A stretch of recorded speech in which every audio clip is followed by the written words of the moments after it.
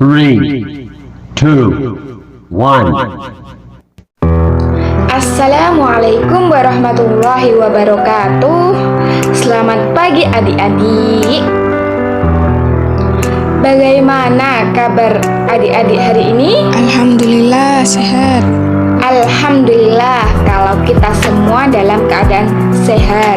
Oke adik-adik, bagaimana cara kita mengucap syukur? Dengan berdoa, Bu. Pintar semuanya. Kalau begitu, sebelum kita belajar, marilah kita berdoa dulu. Siapa di antara adik-adik yang bersedia memimpin berdoa? Saya, Bu. Silakan adik Lila memimpin kita berdoa. Semuanya diharap tenang ya. Berdoa mulai. Berdoa selesai. Terima kasih untuk adik Lila yang sudah bersedia memimpin doa. Semoga dengan berdoa tadi, pembelajaran kita hari ini berjalan dengan baik. Adik-adik, siapa hari ini yang tidak hadir? Hadir semua, Bu. Wah, kalian memang adik-adik yang sangat rajin. Sekarang siapkan perlengkapan belajar kalian ya. Baik, Bu. Siap untuk belajar? Siap, Bu. Baik, sekarang perhatikan ibu ya adik-adik. Hari ini kita akan membahas tentang Rasul Ulul Azmi. Kata Ulul Azmi berasal dari bahasa Arab, yaitu ulul yang artinya orang yang memiliki dan azmi artinya cita-cita yang mantap. Menurut Sirojuddin dalam buku Ensiklopedia Islam menyebutkan bahwa ulul azmi artinya orang-orang yang mempunyai kekuatan dan teguh. Secara istilah, ulul azmi berarti rasul-rasul pilihan atau nabi yang memiliki keteguhan hati, lapang dada, dan sabar dalam menghadapi kaumnya yang menentang dirinya dan tidak mau menerima ajaran yang disampaikan. Adapun rasul yang termasuk dalam ulul azmi ada 5. Yang pertama, Nabi Nuh. Yang kedua, Nabi Ibrahim. Yang ketiga, Nabi Musa. Yang keempat, Nabi Isa. Dan yang kelima atau yang terakhir adalah Nabi Muhammad. Setelah kita membahas tentang pengertian Rasul Ulul Azmi, selanjutnya kita akan membahas tentang sifat utama dan keteguhan Rasul Ulul Azmi.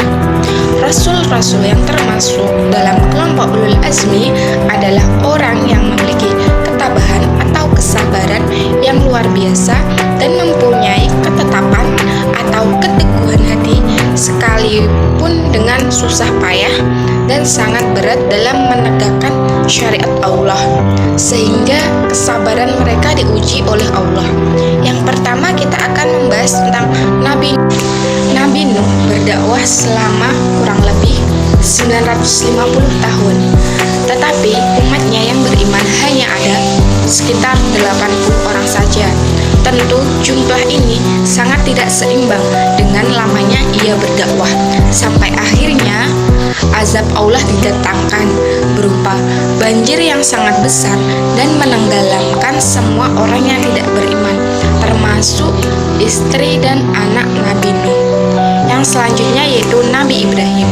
Semenjak kecil, Nabi Ibrahim senang berdebat tentang ketuhanan, baik kepada orang tuanya maupun kaumnya. Kemudian setelah ia beranjak dewasa, dengan keberaniannya ia menghancurkan berhala atau patung-patung yang disembah kaumnya, hingga beliau dibakar dalam api yang sangat besar oleh Raja Namrud yang berkuasa saat itu. Selanjutnya yaitu Nabi Musa. Kesabaran dan ketabahan Nabi Musa ini adalah karena pada zaman itu beliau harus berhadapan dengan seorang raja yang sangat kejam, zalim, dan bengis.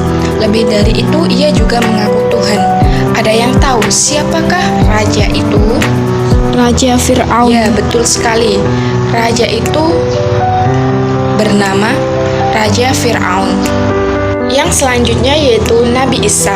Tantangan yang dihadapi Nabi Isa dalam menyampaikan dakwahnya adalah para pendeta Yahudi. Kaum Yahudi ini selalu menyulut api keangkuhan dan kesombongan, bahkan mendustakan ajaran yang dibawa oleh Nabi Musa. Yang selanjutnya yaitu Nabi Muhammad. Nabi Muhammad lahir pada tanggal 12 Rabiul Awal tahun 571 Masehi di kota Mekah, bertepatan dengan tahun gajah. Ayahnya bernama Abdullah dan ibunya bernama Aminah binti Abdul Muthalib. Ayahnya wafat ketika Nabi Muhammad masih dalam kandungan, sedangkan ibunya wafat ketika ia masih kecil. Nabi Muhammad menikah dengan Siti Khadijah pada usia 25 tahun.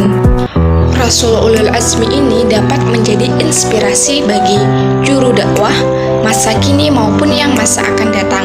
Bagaimana keteladanan mereka dalam berdakwah yang tidak mengenal lelah.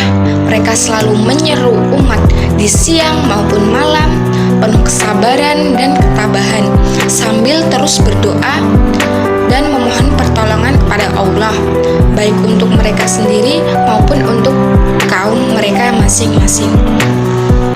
Adapun hikmah dan keteladanan yang dapat kita ambil antara lain bertambahnya iman kepada Allah dengan mengetahui bahwa Rasul itu benar-benar manusia pilihan.